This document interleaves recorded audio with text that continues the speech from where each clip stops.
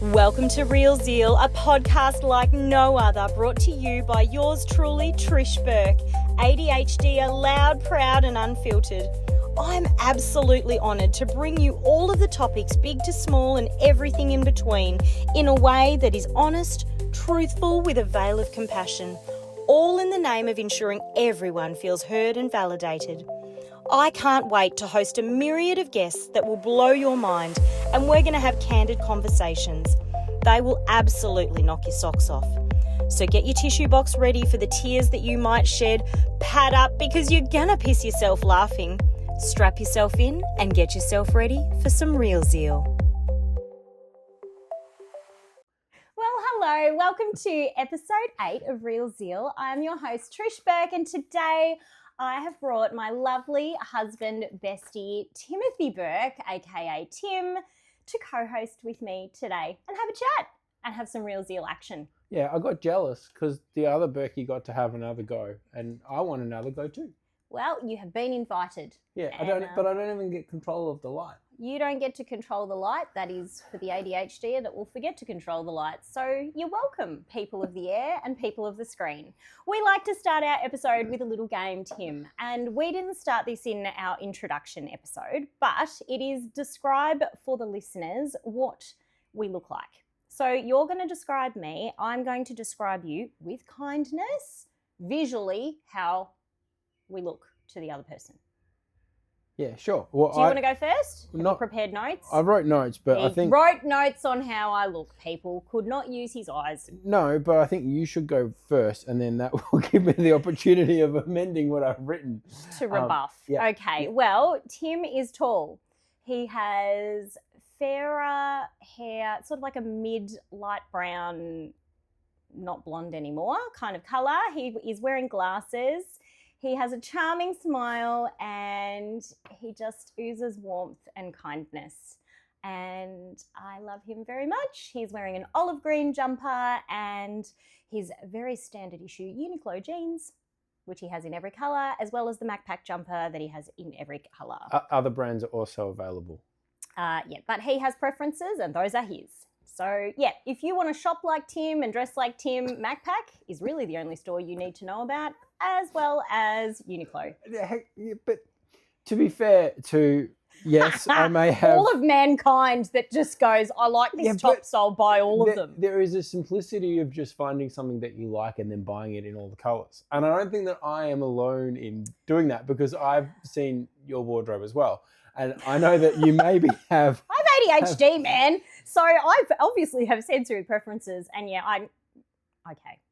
This is a thing, people. If you like something, you obviously go back for more in other colours or maybe just all the same colour because you like uniform. Yeah, but, and I know I'm meant to be describing you in like 3 words, but I think this is an important point because like...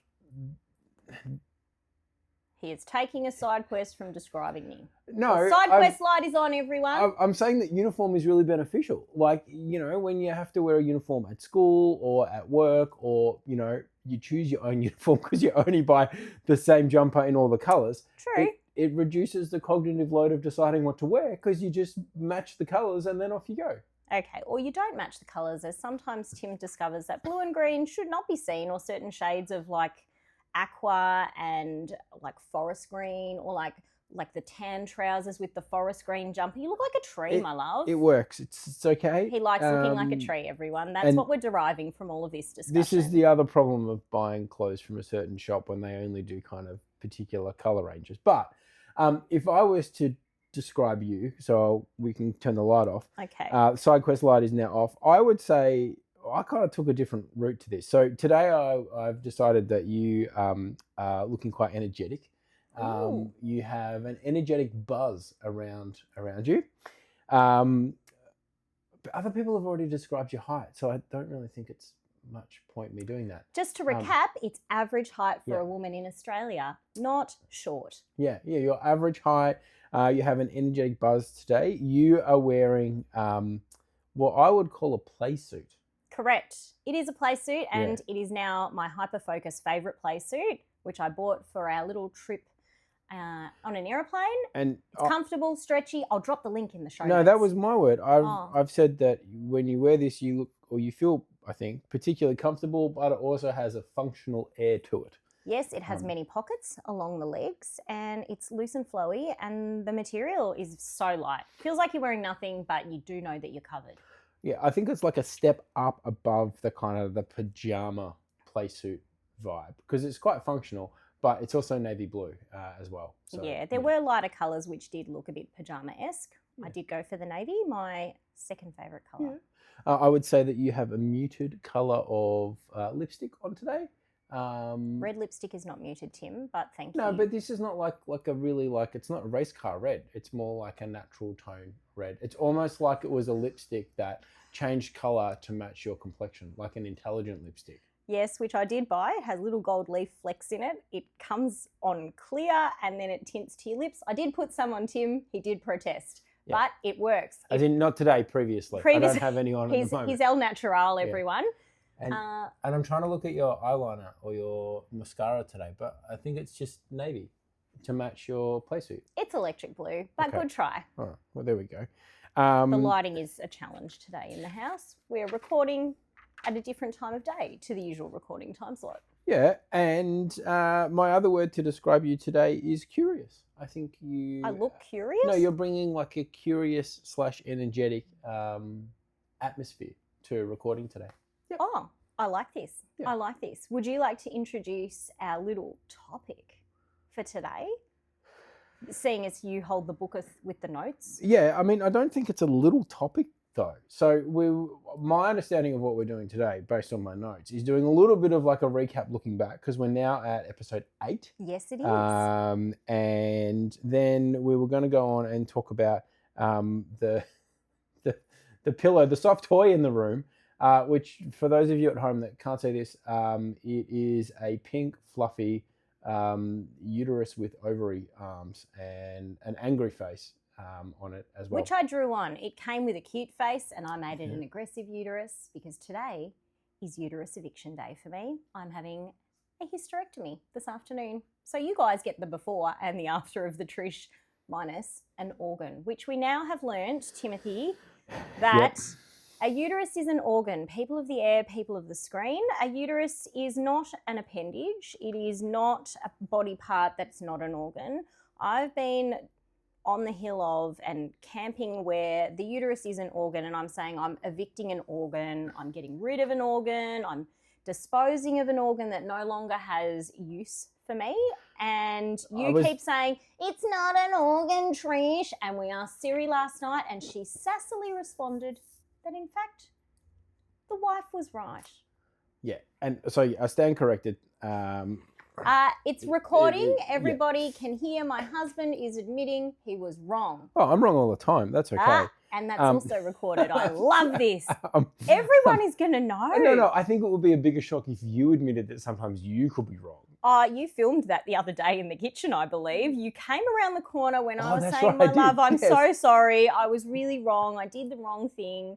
And you recorded it, which is fine, because I have grown as a human and can admit when I balls up. So yes, we are doing a bit of a reflection, because 8 episodes in, I'm pretty sure that Tim, when I woke him at 3 a.m. and said, do you like my new podcast imagery and logo? He went, huh? Which it was 3 a.m. to be fair, and that I had conceptualized this podcast, Real Zeal, the title, everything, and sort of executed it all within 5 minutes at about 3 a.m. in an insomniac moment of the perimenopause era that I am part of now.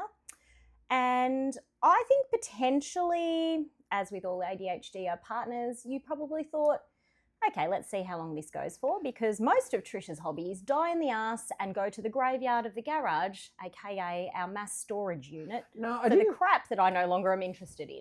I didn't think it was going to die. I think what surprised me initially was that there was a relatively long lead time between the 3 a.m. I've got an idea and actually when it rolled out and when you put it into practice. So I think we started having this conversation right at the beginning of the year, and then you did some groundwork and you got some merch and some earrings and got the colours sorted. The important setup. And we did some buying of the things. But then there was a little bit of a lag between then and then obviously recording the first episode.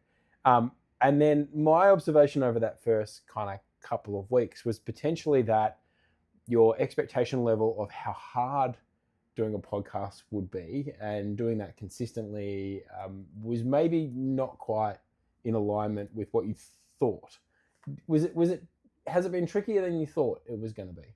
Look, as with all things that I decide to put my hand to, it was a steep learning curve. There was a trajectory much like climbing Everest, and it was very steep.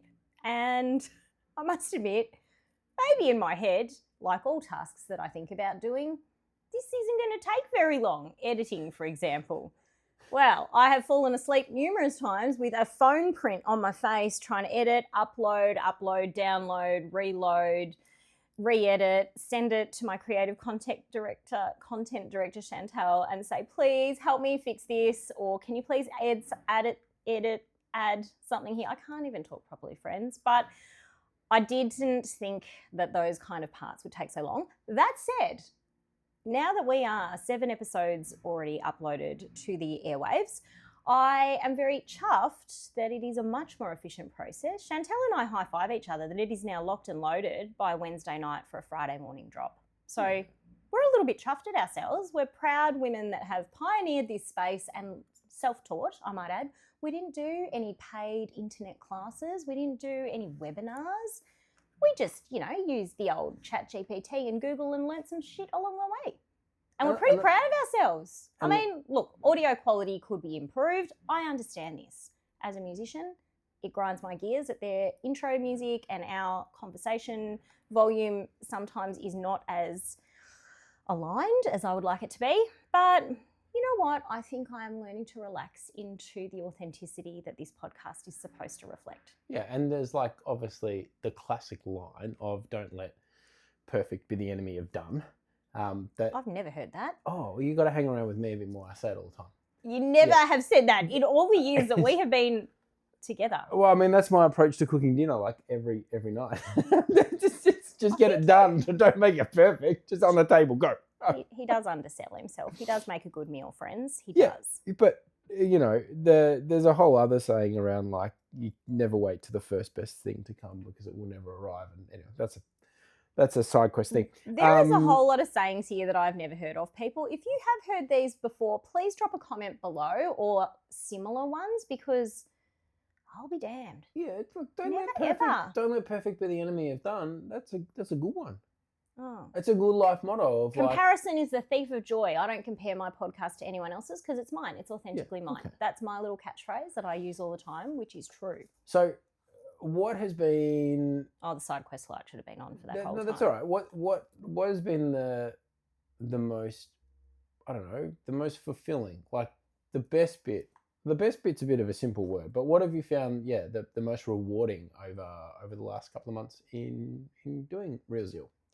I think our socials platform on Instagram, there's just been really beautiful engagement from our Real Zeal community of people going, oh my goodness, the authenticity with what you're posting, with what you're sharing on your potty is actually how I feel every day. And it's allowing me to not feel so messed up or so different or so whack or whatever, however we're viewing ourselves negatively, because we think the grind that we're enduring may not be what everyone else is experiencing. But I think there is so much validation in understanding that there are other people out there that feel similarly or have similar struggles or challenges or enjoyment points with the way that they are wired. And that has been so wholesome. I also often exclaim to you after I finish recording a potty with someone, even with you, I can't believe that I get to have such wonderful, authentic conversations with people, and it actually gets to help other people on the other side of this through being a podcast, through being on YouTube.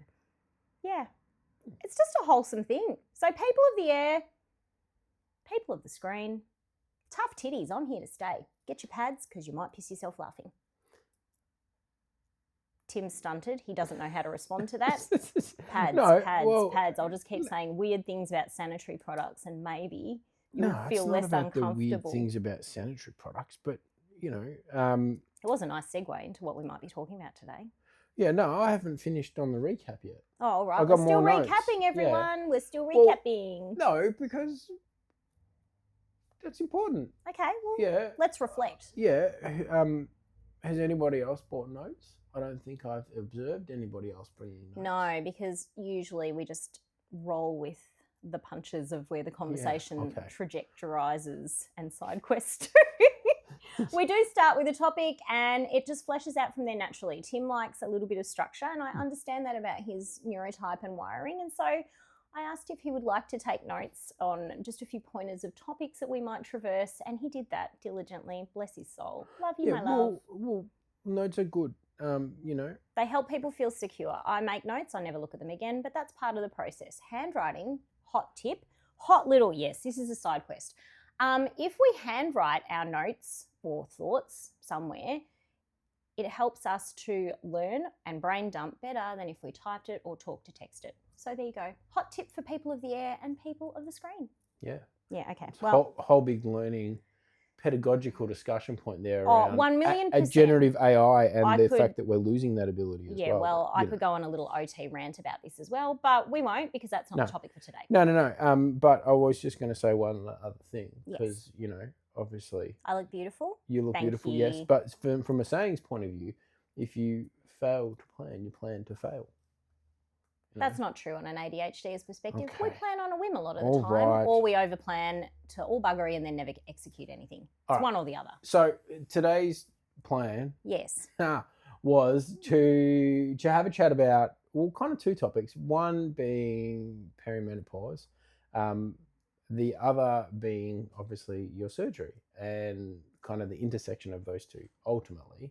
But why don't we start talking about perimenopause, and then that will lead into talking about hysterectomies. I love this conversation. Very passionate about it. You have also gone on a steep learning curve about perimenopause, which I think is really beautiful. I don't think a lot of people would necessarily have a man in their life, be it a partner, be it a co-worker, be it a sibling or a family member. I don't necessarily think there are a lot of men that would actively say to a woman in their life, hey, I want to learn more about perimenopause to support the women in my life, the women that I work with, to support you. There's this great show on ABC iView, Miff Warhurst. She's a bit funny. I think you'll enjoy it. I've got nice snacks. I've got all your favourite drinks. Let's learn together. I did eye roll. People, you must hear this. I did eye roll several times when you suggested it, and it felt like you were telling me to do something to learn about my body and my brain, which then made me want to automatically say no. No, well, it took, I'd heard about it, that I'd heard another podcast with Miff talking, and then there'd been some other discussions around it as well.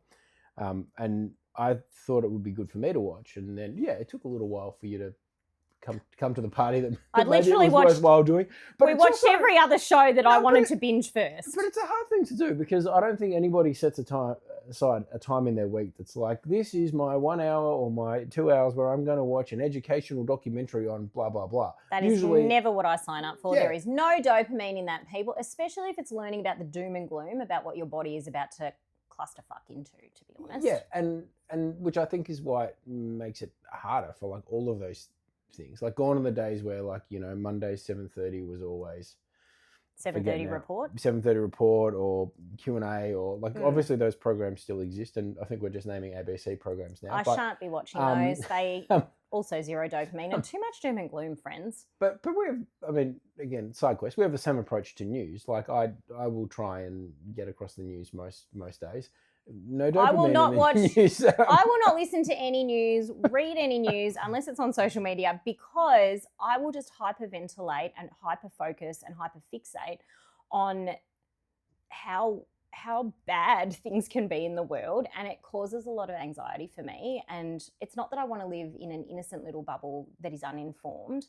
I just don't have headspace to be led down a path of knowing that there is so much that is going on in this world that is so deeply wrong and is so deeply hurting others. And I don't have enough headspace in that. And it's not that I want to live in a happy cloud of joy and just always be skipping around. That's not the case at all. But I know that for my neurotype, because I have anxious and anxiety tendencies, if I listen to the news like that, I will literally be in absolute paralysis that I can't even live my life. And so, I just get the show notes basically of the the tidbits, even sometimes the everyday listen of something like the Squiz, which is only, 5 to 8 minutes recap of the world events.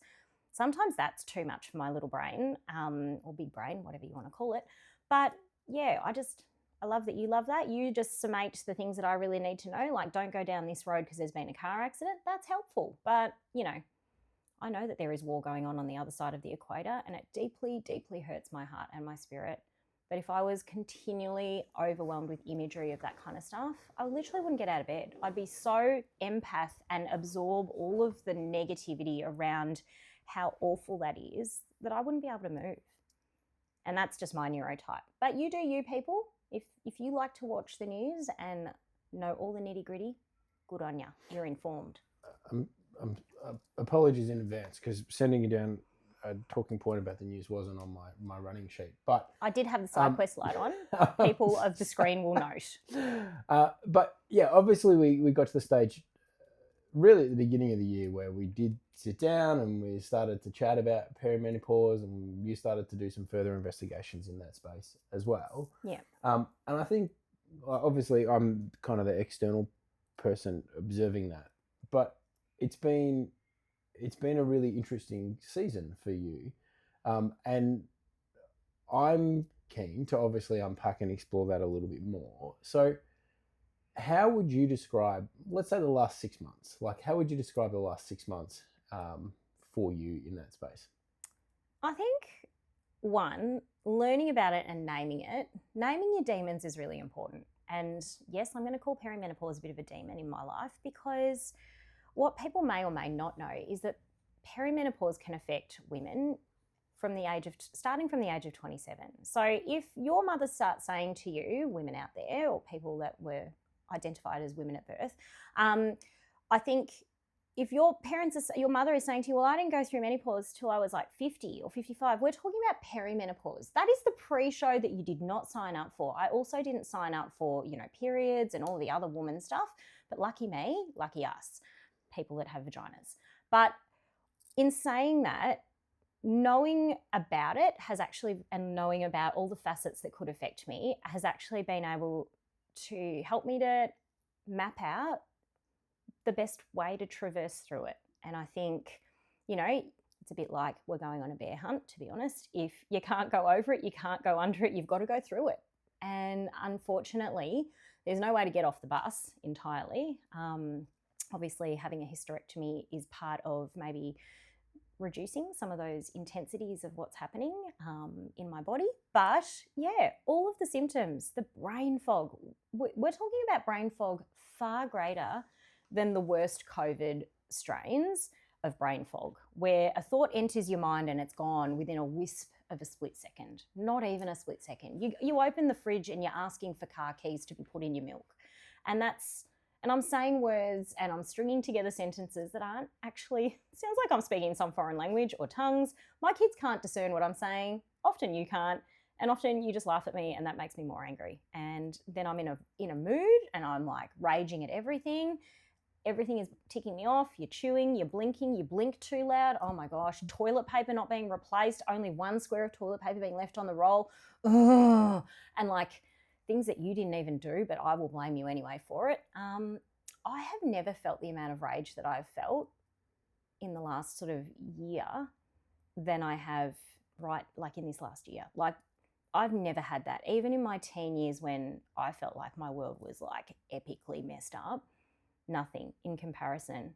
I can't believe that some days I feel like I want to actually hurt you and stab you with a dirty fork or the kids. Not actually. Okay, I take that back. No child protection needed or husband protection. But like everything is irritating and I'm like, oh my gosh. And like everything is wrong. Yeah, and I think my body is wrong. I feel fat. I feel ugly. I feel like I'm hot. And then I'm freezing and then I'm hot again. And then like there's not enough aircon in our house and the sun's looking at me in a weird way and burning my eyeball on the left side. It's very bad. It's all bad. For those of you that are nearly 27, enjoy your life because it's going to get dark. I'll just write that down as the quote. It's all bad. Maybe that could be the title of the episode. Yeah, okay. It's all bad. No, maybe we'll find something a bit more hopeful. But like from an outsider, obviously, the difference or like the swings within that space are obviously really quite noticeable. And, I think your ability to deal with little things that maybe you would have just stepped over in the day. Maybe it's a t-shirt that's folded the wrong way. Apparently there's a right way and a wrong way to fold t-shirts. Who knew there's a right way and a wrong way to fold jeans? Everybody that's worked in retail knows that there is a right way and a wrong way to fold jeans. Yeah, my goodness, but we're not when no one's buying my jeans, they're just. But then they don't sit in the drawer properly. It's very easy to poke the bear. No, but I love you. So some of those things, I think, where maybe historically you would have just stepped over that and continue to move on with life, become almost like a perseveration point that amplifies, or like a sticking point that amplifies where you kind of get stuck on that, which I think is maybe an interesting parallel between like a hyperfocus coming in from a neurodiversity ADHD lens, then meets this other kind of hormonal thing in the mix, and then you end up with this kind of battle, which is almost a battle to the bottom, which is really hard to kind of pull up out of or to see anything outside of that space. Yep. Which is tricky because, I mean, I think one of the other things that we've learned over the last couple of months, but probably always known, is that there's very little grace afforded to you, but also like to women within this space. Like I was having a whole conversation at work around a research paper, like looking at the impact that perimenopause can have on women in the workplace, and mainly around productivity. But part of the discussion within that particular article was around, obviously, the societal view of that, and basically the lack of grace or the lack of understanding that this is going on. And it's actually really, it's a big thing. And it's affecting, I dare say, 40, 50, 60% of the population. They're out there. It's going to happen to those people. And I feel like as a society, we need to be informed, not just if it's going to happen to you, but if it's going to happen to someone in your world. And everybody has women around them. The person at the checkout, the person at the servo, the bus driver, the tram driver, your teachers, your educators, people that are your nursing staff in a hospital. There are women wherever you go. And if you're not, and the whole part of Real Zeal, I think, was approaching people with kindness, care and compassion and curiosity. And I think if we're ill-informed, then we just pass judgment of they're rude or they're very grouchy today. But if we understand, hey, they might be in an era of perimenopause doing them a number, there might be a little bit more grace and compassion for them. And hey, let's maybe ask some questions about maybe why, they're not meeting their work deadlines, or maybe why their work productivity has changed or shifted from what it was traditionally 3 years ago. And I think often it's not until you go through it yourself as a woman that you go, oh my goodness, I now have much more understanding and compassion for the women that have said, oh, I'm just feeling really hot. Like, is anyone else feeling hot? And they're like trying to pull at their clothes and fan themselves. And you're just thinking, jeepers, like it's beautiful 20 degrees in this room. There's a nice gentle breeze from the fan or whatever. But to them, they are molten lava coming out of everywhere. And I know what that feels like now. And in the heat of summer this year, our little ensuite has like these beautiful, they're excellent, like glass tile things that magnify heat. And it's fucked up, man. I walk in there, it's like 50 degrees and I'm already hot flushing and I'm just dying. I can't even do my hair without, like I'm talking about brushing my hair, not even using a heat tool, without feeling like I am melting into a puddle on the floor. And this sweat that's pouring out of me is ridiculous. I never knew I could look so ugly and shiny with sweat, people. I never knew it. But it's true. Women, brace yourselves. Buy yourselves, invest. Actually, let's call it an investment. Invest in fans. Lots of them. Not just like big ones, not just ones that are fixed, but like the portable ones around your neck, the ones that you can hold, ones that you take to concerts if people are sweaty around you. Legit, best investment. Yeah, I mean, if you need to, try before you buy type, we have a whole series of I could rank fans. them. Maybe I'll do a ranking post after this potty, so everyone can know, all the different, the ones that I've bought. Yeah, they're rechargeable, so it's, not battery operated. They're rechargeable, USB charge, happy days. And they double for like blowing the fart smells back at. Oh my goodness, when people crop dust you on the airplane, we won't talk about that, Okay. but that scarred me deeply. But yes, perimenopause, to be educated about how it can affect you, how it can affect others around you, so that we can have a lens of care and compassion for those around us, I think is pertinent. And if you want something factual and a little bit comical, Miff Warhurst does a great job. It ground my gears to sit down and watch that, and I felt very depressed afterwards because it did feel a little bit like I was heading to war, to die. But, I'm still alive, everyone, and I've made some wise choices in the process over the last few months about how I can be proactive about my own health and about how to support my neurodivergent needs as well as my hormonal womanly needs or processes, as the case may be. I think I answered the question. Yeah, no. Somewhat, succinctly. I'll give it a tick. Maybe. Oh, I get a tick. Well, oh, yay! Yeah, no. I actually really love ticks, everyone. So I actually write things on lists just so I can tick them off. Even breathing do I or need get up. to draw little boxes next to the points? Yeah, that would be okay, preferred, but don't get sidetracked. There's Come a on. terrible box. So the other thing, obviously, that's been occurring over the last couple of months is you've had a whole lot of tests and stuff done, which I think has also added another layer of stress.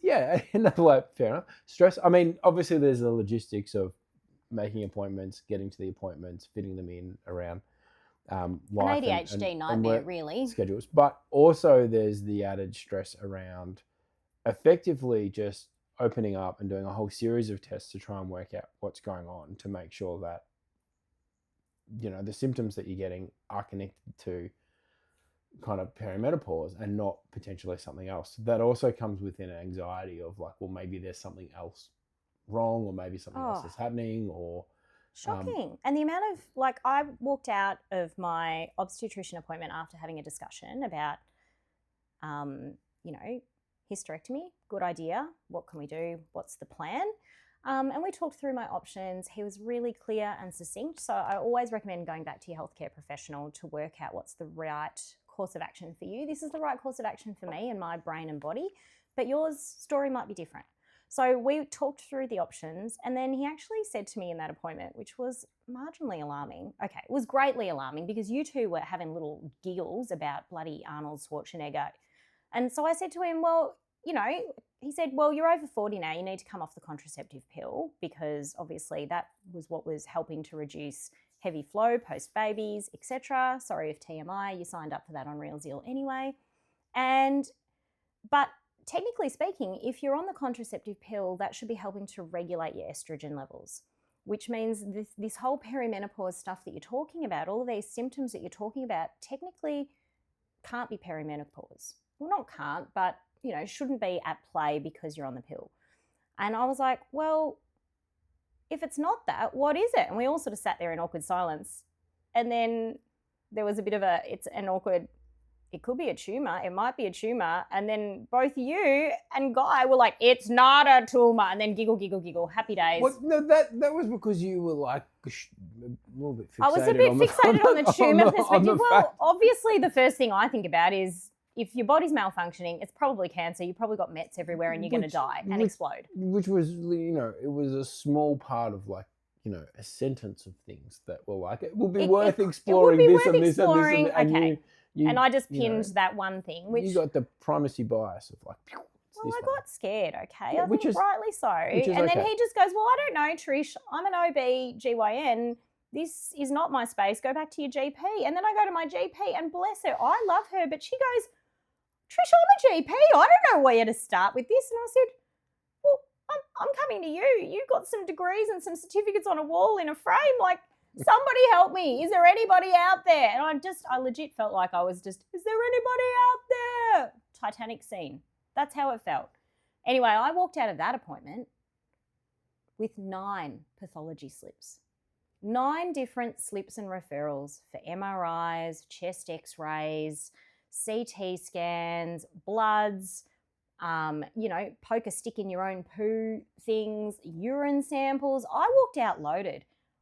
I'm used to walking out of the doctor sometimes with 1 path slip, with lots of things on 1 path slip. I walked out with 9, Tim, and I legit had a rock in my stomach thinking, I might actually die.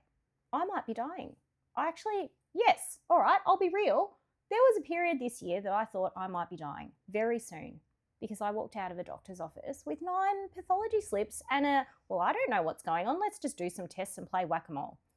That's not very comforting. Just, if you're a GP out there, maybe, think about that the other person might suddenly be hyper-focusing on dying. Okay, I'm getting a bit emotional. Okay. Maybe we should just pick this up. Okay. All right. Okay. So I did the test to round that out. And everything came back okay. Everything came back clear, which also then begs to differ. Well, what the heck is going on? Yeah. But we did get an all clear green light to have a hysterectomy, and I'm very excited about that. It's going to get vacuumed out of my vajayjay. So, which comes with questions around, obviously, like you've had a lot of time to think through that decision and to get advice and to talk to some other people that have had it done and kind of explore your options in that. I keep saying in that space, which I hate. Sorry, it's a thing. But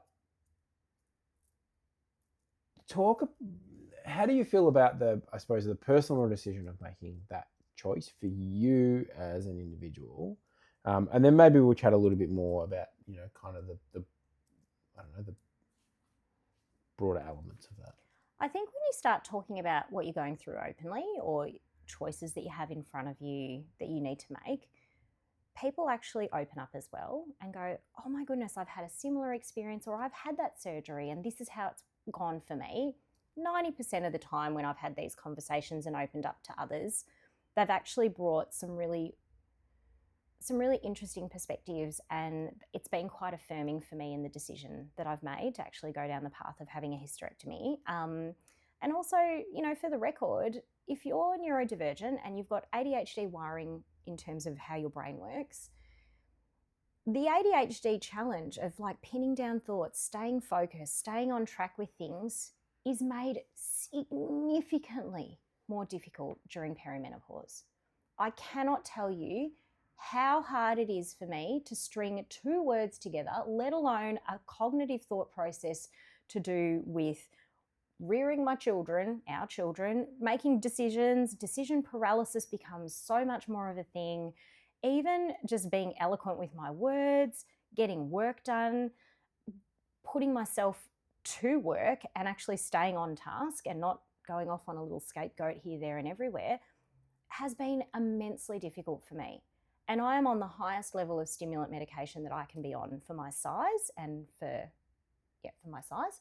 And it's not cutting the mustard, people. And it's bloody hard. And it looks like I'm a functional human being on the outside because I can put lippy on and I can put mascara on, I can get dressed and I can drive a car. But sometimes I forget where I'm driving, or I drive 3 times around a roundabout and people are beeping at me. It's not my fault, people. I've had a little glitch in the matrix, all right? And I can understand for women all around the world, we all go through this, and I understand that's a fact of life. But it doesn't have to be this hard, and there are so many great supports that are out there. Hormone replacement therapy, for example, it had a bad rap, 20 years ago. You'll get cancer and die. Well, oh my goodness. Truth bomb, apparently everything will give you cancer and you might die, and we all will die eventually. But the medical people of the world have done some really great research, and it actually doesn't cause cancer and it actually is a really great support tool. And here in Australia, Penny Wong announced not long ago that HRT has made it onto the PBS, which is medication that's subsidised by the government, which is amazing for women out there. And the way her social media post and the media release about that was actually so affirming for women and saying, hey, we see you. The government sees what you go through. The government value your contribution to society. We don't want you to pull back and hide under a rock or get, pushed out into beyond the gates of the city because you're in this season of lack or, not being able to contribute properly or whatever people want to say. But I think, to be able to say, hey, we value you as women. We value what you bring to the table. We value that you bring life into the world. But we also value this is a really challenging season for you. How can we help? Maybe some give back in terms of putting HRT on the PBS is what we can do. And I'm so grateful that we're in a country that recognises that. But people are talking about it as well, not just women talking to other women. We're actually now talking to men men are talking to women. Men are actually saying, hey, how can I support you today? Yeah, I mean, obviously, like, you know, there's a lot happening, I think, in this space where, you know, even, it sounds a bit stupid to say in my lifetime, but like over the last, you know, 5 years, 10 years, 20 years, I think the openness of these types of discussions is more front and center, both in society as a whole, but then, you know, obviously also on social media, and, you know, there's lots of different campaigns around even just, you know, like period products, and, you know, that kind of discussion has been a bit more front and center as well. But, you know, the other week you hosted a party specifically for... It was excellent. If you didn't come, too bad, so sad, because it was so great. But my dress alone was fantastic. There will be an image. So you know, and the context of that was, it was your uterus eviction party. But, you know, I was standing around in a group of guys, and we all kind of went, yeah, this is the first one of these we've been to. You know, been to a few first birthdays or weddings or 21st or whatever, but never one of these before. But the normalization, I think, that comes through that, and then similarly, you know, I haven't been to any vasectomy parties, but also, like... Why shouldn't you have a vasectomy party? If you're happy about it, throw a bloody party, people. Life's too short to not have a party for things that you want to have a party for. If you want to have a party for the toenail that fell off because you kicked the kitchen bench corner the other day, have a party. Why not? Gather some friends. Have some lovely cocktails or mocktails. No?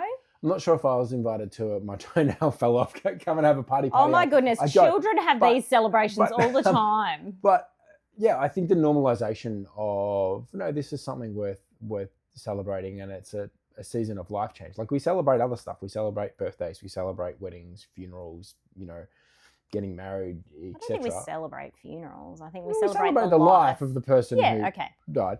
But, you know, graduations, we celebrate all of these other transition points within life. And I think this is another one where it's big, it's meaningful, you know, it's a big thing for you, but it's a big thing for us as a family as well.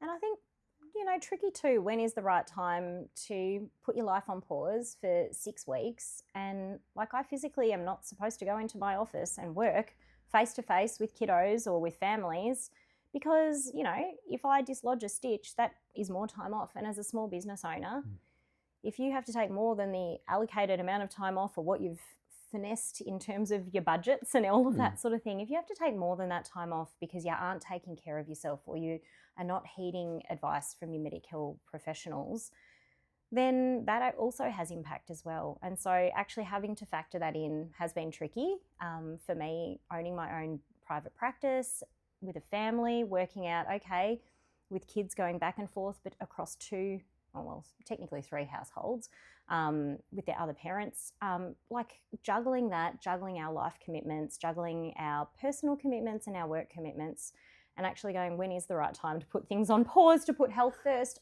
We should always put our health first, but unfortunately, sometimes you've got to adult and think about all the other stuff too. Yeah, and I mean...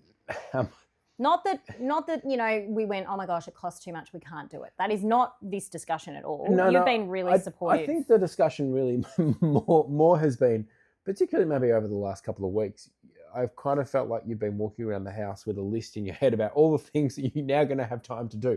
Oh, I can organise that cupboard, or I can finally do that, or I can finally do this. And I got some things from Kmart to organise the drawers. Yeah. And I mean, didn't tell you about that, but they're hiding under the other thing over there. Yeah, but this is also like, as an outsider looking into this, there's obviously, you know, desire, but then the other, you know, desire to do some of those things and to stay busy. But the other component of that is obviously capacity. And potentially you might not have capacity over the next kind of couple of weeks to do some of that stuff because you'll be recovering. And maybe that's the priority versus a really well-organised. I have had the stern word from my surgeon that if I lift things, if I do too much, if I'm overactive, if I return to impact activity, even my walking speed apparently is too fast, according to him and Tim and everyone else in society. Yeah, your walking speed is too fast naturally anyway. Yeah, this could be a reset. You could just... I'm not recalibrating to be a sloth. It's not happening. But like I've had some firm direction that I can't physically do all the things. So literally I've been tipping things out of cupboards and lifting things down and putting things in accessible places that I can do from the floor or from nearby. So I've been strategic. 2, I've also been kind to myself. I've done the work with my psychologist about being gracious to myself with compassion and actually going, do you know what? For the first 3 weeks, I give myself full permission to be a couch potato, to watch all of the shows that the kind people of my friendship group and people of the air and people of the screen might actually drop into comments, things that I should watch and immerse myself in. And I've also got some things to keep my brain busy as well, little projects, work things. Yes, maybe I will start 3 more businesses by the time I finish this medical leave, but I've got things to keep my brain busy. I've got books. I'm excited. My reading stack is very tall. I think I've got 30 books on there. Don't think I'll probably get through many of them at all. But I'm also okay with if I get nothing done in those 6 weeks, that's also okay. I don't have plans to, oh my gosh, I saw a reel yesterday. Yes, this is a side quest. I saw a reel of a woman that used a tampon to paint her bathroom with little spots, but she didn't realise that the tampon would absorb the moisture of the paint and it slowly swelled, and so her little spots of the end of the tampon dabbed onto the wall became massive spots, but then she really liked the end product. Why am I telling you this? I'm not going to be painting the house, but there might be a lot of beautiful things to look at in our house when we're done. Can I go back to the logistics around that? She didn't realise that the tampon painting? specifically designed to absorb liquid and enlarge. She didn't think about it. Would absorb liquid and enlarge? Oh my gosh, it was clearly an ADHD that was doing this. She was like, oh, this would be a great project, and I've got 10 minutes, but then 3 hours later, she's still putting dots on the bathroom. Well, it did look excellent. I will find the link, drop it into the show notes. It was very cool. Needless to say, I probably didn't save it, and now I will never be able to find it. But yeah, I don't think she thought that through. Story of my life. I don't think I thought that through. I didn't think that Real Zeal would actually, well, I did think I would persist with it. I did think, I'm passionate about this podcast being a really relevant platform for people to share their life experiences so that other people can connect with that and feel more affirmed and more validated in their experiences as well. And so today's whole conversation is about understanding that 50% thereabouts of our population will go through perimenopause and then menopause. It's the pre-show that they didn't sign up for and the main show that they didn't pay for. And on many accounts, when we don't sign up for a pre-show at a concert, we don't rock up till halfway through maybe. Maybe you are very respectful of all musical artists and you come right bang on time when the doors open. I'm that person because I respect the artists. But some people just wander in when the main show is about to start. Good for you. I don't think anyone's rocking up for the main show of drying up and your uterus going on vacay and your hormones being full fucked. No one signed up for that, let alone the perimenopause symptoms, hot flushes, moods, cravings, not cravings, wanting to stab people with dirty forks. I mean, Mitch Little Academy, his reels are going viral in terms of what he shares about his experiences with his wife, Riss, and they're both personal trainers, and they share it through a lens of how can we support women that need to learn how to equip themselves in this season rather than be pushed to the outskirts. Because in biblical times, if you were bleeding with your period, you got sent out of the village. You got sent out of the gates of the city to go and bleed with the women in the field, or I don't know. You got pushed out. Nowadays, it's like, work harder just in order to be on par or have parity with pay with the men of the world. Or, you know, you've taken a pause to have some babies. You got to play catch up now. I feel like as women, we've been on the back foot. We're fighting for equity in terms of, well, our sanitary products, the taxes on that are cray-cray. Why can't they be free? Why can't things be more accessible? And I think, you know, having HRT on the PBS in Australia, that's a huge leap. Having this conversation, having more open conversations via social media, via different documentaries that are being aired, people just being willing to have a conversation is huge. There's a whole different discussion there, even around like the research that happens in a medical space, because for a long time it was only really male focused, or the participants were only male. So, you know, the understanding that we have from a medical point of view around women's health is getting there and is building, but it's starting a long way back as well. I'm aware of the time because we set a kind of a time when we actually need to, you know, leave the house. So I know, because it's nearly it's- uterus eviction time. So maybe we should start to Do the wind up. do the wind up and to wrap up. And I thought that a good way to do that might be to just Do you want to sing the song that you put on the playlist No. of my uterus eviction party? Well, I look, actually will also put up a picture of the cake that Tim made for my uterus eviction party, and he met the brief. and the context of the song is that, you know, that random thing where you say, Siri, play a song about whatever it is, having I think I said having a hysterectomy by vacuum, and Siri came up with a song. It's a kid's song about a vacuum truck. Which is a street sweeper in Australia, but I think in America they call it a vacuum truck. No, it's a vacuum truck, because the same artist has another song about us. There's a whole series of songs about trucks. Blippi has written many volumes about transport vehicles. If you have a young one, the transport vehicle soundtrack will be for you. Quality listening if you're 4. We'll also drop that into the show notes, you lucky duckies. But yeah, I was more thinking like in terms of Real Zeal and what comes next. Obviously, you're having surgery and you're going to have a couple of weeks, at home to rest and recuperate. Yes. But, that by no means means that there are not going to be more episodes coming. The show must go on. Unless something happens to me that is untoward, I have a successor in mind. And I know that this is a bit of a tease, but I do have a successor in mind if things do not pan out well with my baby delivery boys who I'm having a reunion with in the theatre. Both OBGYNs that were at my baby's births, baby 1 and baby 2, will be doing the vac on the uterus. I'm very excited. I'm going to take a selfie with them. I've asked if they could maybe take a photo of my uterus when they've got it out. Tim says it might be gory because they might have to mash it up to get it out, but I would like a photo. It's my uterus. I should have a bloody photo of it if I want. I don't want to look at a random internet photo of my uterus. Okay. If they videoed the surgery, I would also be interested. No, just like this one. Anyway. Yeah, it's soft, but I don't know, people. That's not anatomically necessarily fully correct. One, it's massive. Maybe that's an elephant's uterus. Jeepers, if that was inside of me, maybe that's a post-birth uterus. I don't know. Bit swollen, bit floppy, bit mush. I've never seen one. Nor does he want to. So, I think we're at the end. We are at the end. Thank you for tuning in. We're going to drop a lot of these perimenopausal links that we've discussed into the show notes to help other women out there and other men as well. Guys out there, this is take a leaf out of Tim's book. Take a little bit of interest about what's happening in the women's bodies that are around you. Not in a creepy way. Don't get all weird, but to actually have that understanding about, wow, these are all the things I can be going through.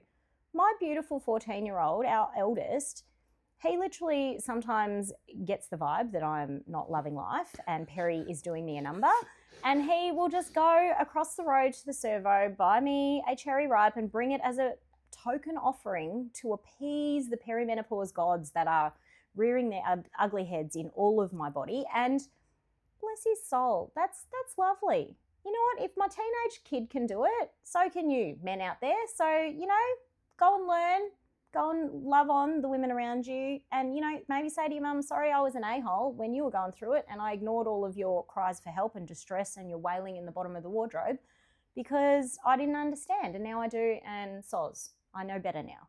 Let's do better for those around us. Get yourself some Real Zeal. Thanks for tuning in. Bye. Bye.